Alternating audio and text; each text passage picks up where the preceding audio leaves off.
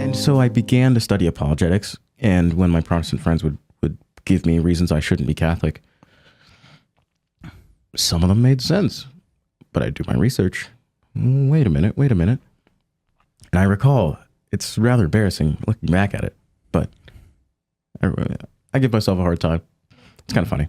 As an altar server, we had our little group chat, and I was talking to the fellow altar servers about why I shouldn't be going to evangelical churches and becoming Protestant and all this. Mm-hmm. And they would laugh. They'd roast Protestants. And I remember one day I said, well, slow down. Whoa. We worship Mary, so that's not great either. You said that thinking that? But you thought that, or were you joking? Yeah. I mean, I didn't know anything about Catholicism at this point. I see. Yeah. I just read some Bible, altar served a couple times. Have you seen Pat Madrid's comment looking at the children of Fatima, right? So there's a statue of Mary, and then you've got the three children of Fatima who are also statues. And he says, not only do Catholics worship statues, our statues worship statues as well. That's great. I love that. That's a joke you can only make when you're thoroughly now convinced that, of course, you don't worship statues or Mary. Yeah. So no, it's fun. Yeah. I mean, I became a Catholic. I came into my faith when I was 17 years old, and I'm really grateful for the interaction I had with my Protestant friends, many of whom would put me to shame with their love of Christ and their willingness to be discipled and disciples and to read the scriptures and things like that. But it was really helpful. There's a lot of misunderstandings.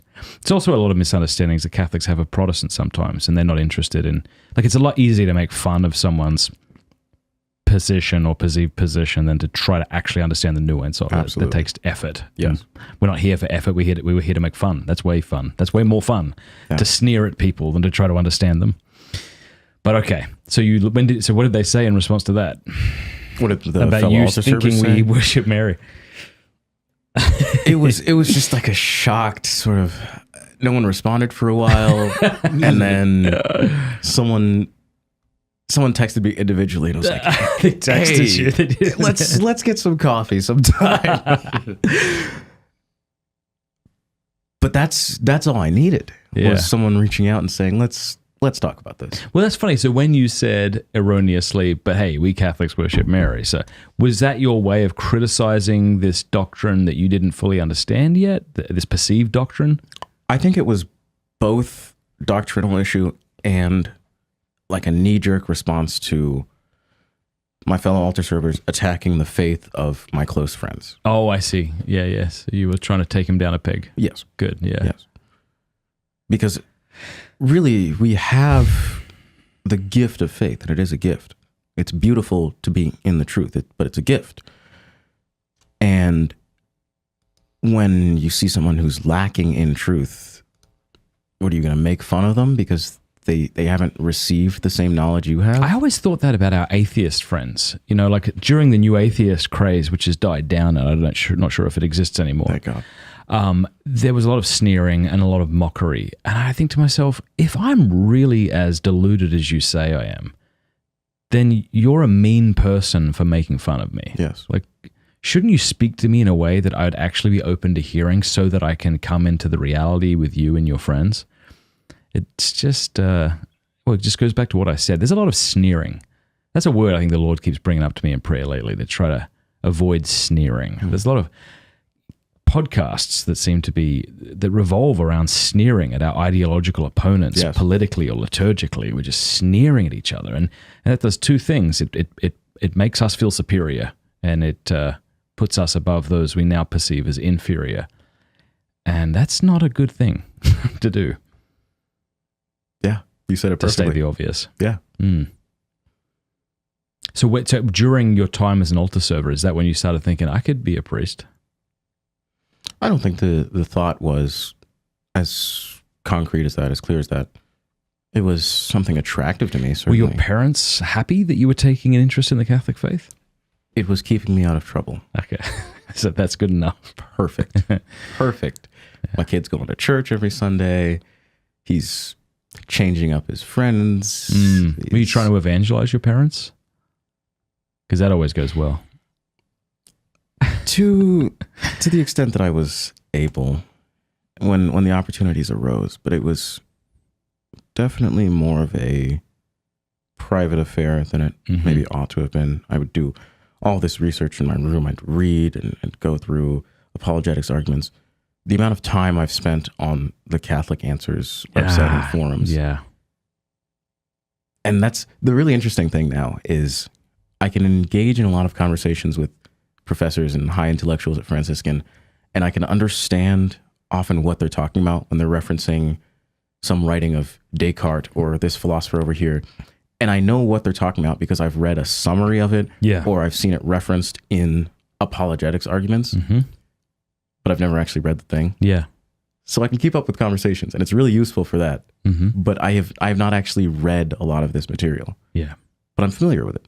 And so a lot of that was Catholic Answers, was apologetics. God bless Catholic Answers. Absolutely. Do you know how Catholic Answers started? Because I used to work there, so I know Carl who founded it. And so this was, I think, back in the, oh, forgive me, Carl, I might have this wrong, but I want to say late 80s. Yeah, you're going to look it up. A group of Protestant, or a Protestant, must have put flyers on all the windshields of the Catholic cars at the Catholic Church, offering objections to the Catholic Church, why they shouldn't be Catholic. So the next week, Carl got out his, I don't know, computer or typed up a response to all of them, had them all photocopied, and went to their church and put it under all of their windshields. Wow. And he thought, well, I got to come up with a name. I don't want to say like Carl Keating. So he put Catholic Answers, and then he bought a P.O. box. And so he did that, and he kind of forgot about it, and however much time went by, and then he remembered that P.O. box, and he went, it was completely stuffed with people who had further questions. Wow. And that's how Catholic Answers started. Wow. That's amazing. And then there was a story of him and, do you know Patrick Madrid? Him and Patrick Madrid were sitting down one day because this internet thing was becoming more than just a fad. And so they were thinking, we should get a website. And so they looked, and Catholic.com was available. They're like, oh my gosh, we should probably get that, right? Yeah. Imagine. Cool. So that's how they got it. 1979 is when the flyers went out. So. Wow. I was trying to be generous to Carl, so I was like late 80s, just in case. 79. But there really was an apologetics awakening here in the United States. And I think it was due to the Protestant culture.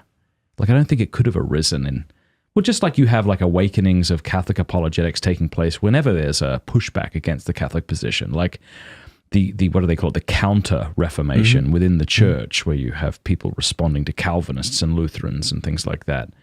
But, you know, you've got a lot of very enthusiastic Protestants here in the United States. And a lot of, back in the day, 60s, 70s and on, like, you're going to hell, and the Catholic Church is the whore of Babylon, like that kind of language. Jack Chick type tracks. Chick tracks. So it was so loud and stark in contrast that it made sense, I think, for this thing to have arisen here. But we're all very much in debt to them, I think, you know. I was in Uganda a couple of years ago speaking to about 25 church leaders. And I was aware as I was speaking to them that I've been blessed to be a beneficiary of the wisdom of people like Keating and Madrid and Hahn. But these people hadn't heard of a lot of these arguments. And I was thinking, yeah, thank God for these good men having done that. But anyway, Catholic Answers. So a lot of time spent on their website. A lot of time. That's awesome. Yeah. And a lot of my friends had objections that were like straight out of a chick tract. Yeah. That were just not You're like, correct. come on. You're like, there are decent objections to Catholicism, but that one isn't. That is not a good one. Yes. I don't know where you got that from. Maybe you're parroting your parents, but that's just not rational. And that's happened so many times. But that level of inflammatory aggression towards Catholicism caused me to research harder, because if someone tells you and you believe it, or someone tells you not just like on the street, you're going to hell, but one of your friends says, you are on the road to peril. Well, what am I going to do? Sit here and say, no, I'm going to look this up, and I'm going to talk to this person and this person.